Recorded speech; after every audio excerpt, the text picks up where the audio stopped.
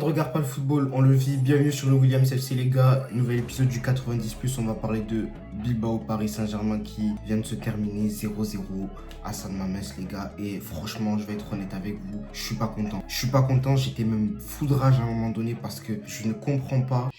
Je ne comprends pas. Comment le PSG peut encore faire un non-match après des performances plutôt positives face à Rennes et pour nous pondre cette merde encore aujourd'hui face à Bilbao. Très sincèrement, je ne comprends pas. On a été nuls. Et attention, hein, il faut aussi donner du crédit à Bilbao qui est venu nous presser haut, qui est venu nous chercher très très haut, nous faire très très mal dans les ressorties de balles. On a eu du mal à beaucoup ressortir le ballon. On a eu du mal à être précis dans nos passes. 79% de précision de passe à la 20e minute. C'est l'un des plus faibles total du Paris Saint-Germain cette saison. Ça vous montre à quel point on a été gênés dans nos ressorties de balles. Bilbao a mis de l'intensité, ils ont mis de l'agressivité. Ils n'ont pas beaucoup de tirs au but, mais les seules fois où ils sont sortis, ils ont été dangereux. Ils ont été dangereux. Dangereux sans forcément venir trop s'approcher de la cage, puisque Safonov n'a eu qu'un seul tir cadré à arrêter. Mais ils ont tiré 9 fois au cage quand même dans le match. 9 fois au cage. Et sans compter les autres fois où ils se sont incrustés dans la surface du Paris Saint-Germain, il y a un moment donné les gars, ayez un peu d'orgueil s'il vous plaît. Ayez un peu d'orgueil. Arrêtez de vous cacher derrière des excuses de les blessés, pas les blessés et manque de préparation physique. Arrêtez ça.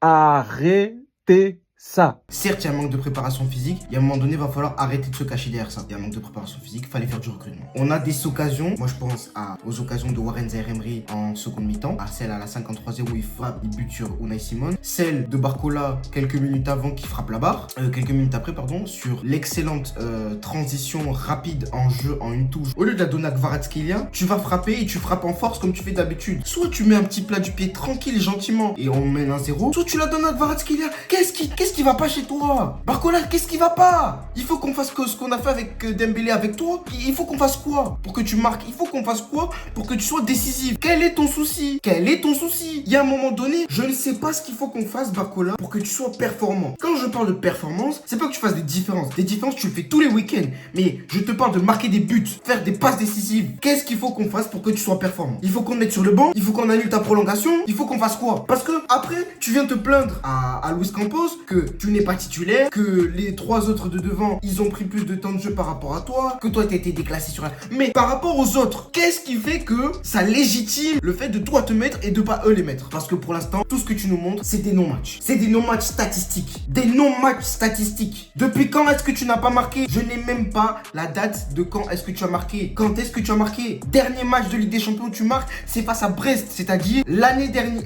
la saison dernière, sur le 16e de finale. Il y a un moment donné, je sais pas quoi dire. Cette équipe du Paris Saint-Germain me fatigue. Elle me fatigue parce que on a les armes pour être compétitif, même avec une équipe qui n'a pas été renforcée, mais on fait n'importe quoi sur le terrain. On ne presse pas. Est-ce que vous avez vu du pressing? J'ai pas vu de pressing. Est-ce que vous avez vu du contre-pressing? J'ai pas vu aussi. Est-ce que vous avez vu le PSG récupérer le ballon rapidement, se projeter vers l'avant, être dangereux? Ça, on l'a vu 20 minutes. 20 minutes en deuxième mi-temps. De la 45e à la 70e. Donc, allez, 25 minutes. À partir de là, fini. Au revoir, merci. Au revoir, merci. Au revoir, merci. Au revoir, merci. Bilbao qui reprend de l'intensité, qui remet de l'agressivité avec 4 changements. Et ça y est, vous êtes perdus. Comment ça, mon ref? Paris champion d'Europe. Vous êtes perdus face à Bilbao qui remet 4 changements. Il y a un moment donné, vous êtes sérieux là? On est sérieux nous? On n'arrive pas à poser le pied sur le ballon? Parce que ça, il faut le dire, hein. Le Paris Saint-Germain, à chaque fois que Vitinha ne pose pas le pied sur le ballon, Vitinha déjà devient invisible dans le jeu. Et de deux, comme Vitinha ne pèse pas dans le jeu, le Paris Saint-Germain déjoue. Mais moi, je vais vous apporter une autre précision. Si vous allez chercher la hitmap, et je vous laisse aller chercher, je vais même pas vous la mettre. Si vous allez chercher la hitmap de la première mi-temps de Bilbao Paris Saint-Germain, regardez la position des joueurs de Bilbao et regardez celle du Paris Saint-Germain. Et vous verrez qu'il y a un problème. Pourquoi? Parce que le Paris Saint-Germain, sa position moyenne, c'est quasiment celle de la position quand on est positionné au départ, c'est-à-dire au coup d'envoi. Bilbao joue dans nos 30 mètres. Dans nos 30 mètres. Luis Enrique avait prévenu en conférence de presse. Il a dit attention, Bilbao, attention, attention. Méfiez-vous. C'est pas n'importe quelle équipe. Attention. Attention à San Mamés qui fait du bruit. Attention, il l'avait dit. Vous n'avez pas voulu écouter. Attention. En fait, je suis fatigué parce que on a vu un inhabituel déchet technique. On a vu par moments, on a vu aussi un Paris Saint-Germain qui était très attentiste, où il n'y a pas de mouvement. Je peux vous remettre les captures si je les ai et je vous les remettrai sur mon Instagram. Donc allez vous abonner. Williams FC 19, c'est mon Instagram. Très actif là-bas. Vous verrez les captures d'écran à des moments où le Paris Saint-Germain ne bouge pas. Il n'y a pas de mouvement. Personne fait d'appel et on se fait la passe à 10 derrière. Et ça, on le fait même à la 90e ou à la 88e alors qu'on doit aller chercher un score. Vous êtes sérieux là? Vous êtes sérieux? Vous me direz certains, ils préfèrent sécuriser le match nul et éviter de perdre. Oui, ok. mais on a les occasions pour aller marquer. On a les occasions pour faire mal. En première mi-temps, à chaque fois qu'on a su poser le jeu, mettre le pied sur le ballon, chercher des dédoublements et ensuite de la profondeur, Bilbao n'a pas su résister. On a toujours été dangereux comme ça. C'est pour ça qu'on arrive avec 19 tirs à 9 cadrés. On produit 2,05 d'IG à 0,56 pour Bilbao. Comment on ne marque pas de but sur ce match-là? Et c'est là qui m'amène sur un autre point. Il faut saluer le travail d'Unai Simon dans les cages. Parce que Unai Simon a fait un match sensationnel. Sensationnel. Tous les ballons qui sont arrivés sur lui, tous les ballons cadrés du Paris Saint-Germain, il les a arrêtés. Et il les a arrêtés avec brio. Il a su rassurer l'équipe quand il fallait. Parce que Bilbao a fait un excellent match. Il faut se le dire, Bilbao qui n'était pas dans une excellente phase. Je vous l'avais dit. Attention, Bilbao c'est des matchs pièges. Sans Mames la cathédrale, ça pousse très fort. Pas tout le monde va gagner là-bas. C'est quand même une équipe qui a perdu à domicile 4 fois cette saison. Mais attention, attention au réveil de Bilbao. Et le PSG est retombé dans ses travers avec une fâcheuse habitude de remettre en scène des clubs qui étaient dans des mauvaises périodes. Des pertes de balles dans des zones dangereuses au milieu de terrain de Vitinha, de João Neves, de Ruiz, un Nuno Mendes qui a été, j'ai trouvé, très en dedans dans la première mi-temps. Le bulldozer qu'on connaît qui sait faire ses percées, qui transperce les défenses comme ça. On l'a pas vu. On t'a pas vu, Nuno. Nuno, on t'a pas vu. Tu étais où? T'étais où? Alors, vas-y, explique-toi, t'étais où? Kvaratskhelia et Barcola qui ont été très en dedans dans la première mi-temps. Barcola, on l'a pas vu du tout. Il a beaucoup été pris à 2. Donc très difficile de jouer comme ça. Et puis de jouer 2 au but face, c'est très difficile. Bilbao allait chercher très haut le Paris Saint-Germain. Mais eux, leur plan de jeu a été respecté. Eux, ils ont gagné leur match. Même avec un match, ils ont gagné leur match. Nous, on a perdu. Moi, je vous le dis. Parce que l'objectif du Paris Saint-Germain, c'est pas d'être dans le top 8. C'était d'aller chercher les 2 premières places. Les 2 premières places en Ligue des Champions, pourquoi? Parce qu'elles te permettent d'avoir l'avantage du terrain sur toutes les phases de la Ligue des Champions au match retour. À partir des barrages. Donc en fait, le nul ne nous suffisait pas. On se retrouve 3ème derrière le Bayern, qui est à 15 points. Arsenal, qui est à 18 points. Et nous sommes à 13 points. Vous pensez que le Sporting et Newcastle, ça va être facile? Qu'on fasse une prestation comme ça, encore une fois, on va voir ce qui va nous arriver. On a de la chance, même. On a de la chance parce que sur certaines occasions, Bilbao peut marquer. Ils négocient très mal leur situation. Maintenant, je vais faire une petite aparté pour aussi parler de Safonov, parce que Safonov a été très rassurant. Safonov, dans ses sorties de balles, il a toujours été bon. Il est sorti sur les centres. Il a été bon au jeu au pied, quand même. Il a 2-3 frayeurs, mais globalement, il a été très bon au jeu au pied. Rassurant dans ses sorties, toujours aller chercher le ballon quand il faut, jouer dans le bon tempo, jouer de la bonne manière. Félicitations Safonov pour cette prestation qui nous a convaincus. Moi personnellement, tu m'as convaincu. Et je serai Luis Enrique, je te donnerai encore une nouvelle opportunité de te montrer en Ligue 1 tant que Chevalier n'est pas à la hauteur. Il faut mettre la pression sur Chevalier. Il y a un moment donné, on va te mettre la pression toi aussi. Va falloir être au niveau. Il va falloir être au niveau. Il y a un moment donné, on produit rien. Je vous ai dit, le Paris Saint-Germain, en ce début de saison, est une équipe par réaction. On ne maîtrise pas notre sujet. Je l'ai dit dans des vidéos précédentes, mais je continue de me répéter. Le Paris Saint-Germain continue de produire le néant. Rien du tout. C'est-à-dire que sur 90 minutes, aujourd'hui, le Paris Saint-Germain a joué 20 minutes. Les 20 minutes où on a joué, c'est là où on a mis du danger. C'est là où on a été dangereux. C'est là où on s'est procuré de meilleures occasions. C'est là qu'on a vu du pressing. C'est là qu'on a vu du contre-pressing. C'est là qu'on a vu Bilbao reculer. Bilbao faillir techniquement. Bilbao perdait des ballons dans des zones dangereuses. Ce que Bilbao nous faisait faire, on leur a fait subir pendant 20 minutes. Et après, qu'est-ce qui s'est passé? Rien du tout. C'était des passes en arrière. On joue toujours vers l'arrière. On manque d'agressivité. On manque de précision. On manque de technicité. On manque de verticalité. On manque de profondeur. Jusqu'à quand? On va se contenter de ça. Jusqu'à quand? Jusqu'à quand, Seigneur?